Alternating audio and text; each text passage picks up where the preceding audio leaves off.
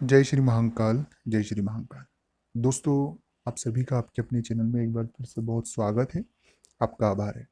आपके मन में ये प्रश्न उठ रहा होगा कि व्यापार हमारा जो हम कर रहे थे बहुत दिनों से बंद है, या कोई नया व्यापार करना चाहते हैं, या बिजनेस के रिलेटेड ये पूरा जो अभी सिनेरियो बना है, तो क्या रहेगा, क्या चीज़ें होगी, क्या चीज़ें हमें करना चाहिए और कैसा रहेगा। पहली बात कि आपके मन में बहुत डर होगा कि बिजनेस का अब क्या होगा, क्योंकि हालात पहली बार ऐसे निर्मित हुए हैं। तो पहली बात है कि अगर ऐसा मन में है तो इस डर को आप निकाल दें, क्योंकि जितना हम डरेंगे उतना जो हमारी चतुराई है या जितना हमारी योग्यता है वो क्षीण होगी, वो खत्म होगी। तो जो चीज़ है वो तो स्वीकार हमें करना ही है, क्योंकि अब हमारे हाथ में कुछ है या नहीं, हम उस पर बात अब नहीं कर रहे हैं। हम बात अब हल की कर रहे हैं कि इसका सोल्यूशन क्या है। तो पहली और मुख्य बात है कि डर जो है उसे आप निकाल दें और उन चीज़ों से दूरी बना के रखें जो आपके मन में इस विषय को लेकर डर बता रहा है। जो होना है वो होके रहेगा, जो परिणाम है वो तो हम भुगतने के लिए तैयार ही हैं। लेकिन डर के क्या फायदा होगा। तो पहली बात, डर से दूरी बनाए। दूसरी बात है कि व्यापार की स्थिति के बारे में जो आपको डर एक बना दिया है कि ऐसा होगा, ये होगा, वो चीज़ होगी, ऐसा कुछ होने वाला नहीं है दोस्तों। व्यापार की खासियत है कि वो एक बार रूटीन में आने के बाद सतह जैसा चल रहा है वैसा हो जाता है, क्योंकि उसका स्वभाव ही व्यापार है। और आवश्यकता जो मानव की वो दिन प्रतिदिन बढ़ेगी, घटेगी नहीं।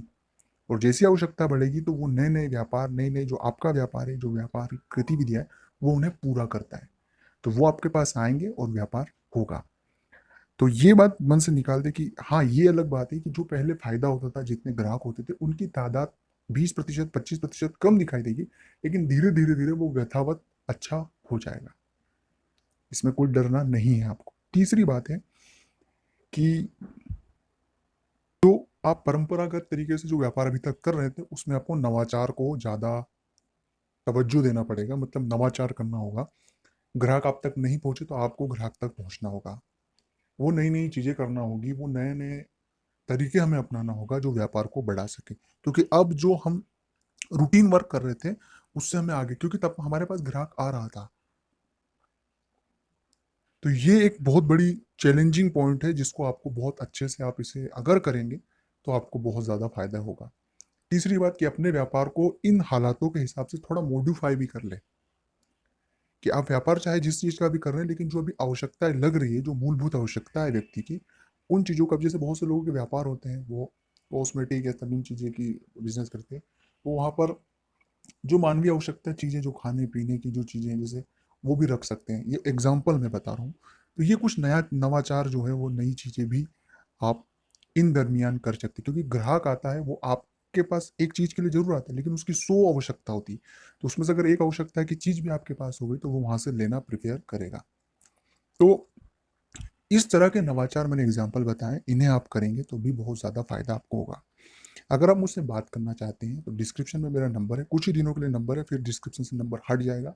उसका चार्ज है, आप वहाँ से मुझसे व्हाट्सअप पर ही बात होगी, और व्हाट्सअप पर ही फ़ोन मुझ पर न लगाए, वहाँ से आप इंक्वायरी कर लें और जो भी जानकारी आपको वहाँ से मिल जाएगी, वहाँ से बात आपकी हो जाएगी।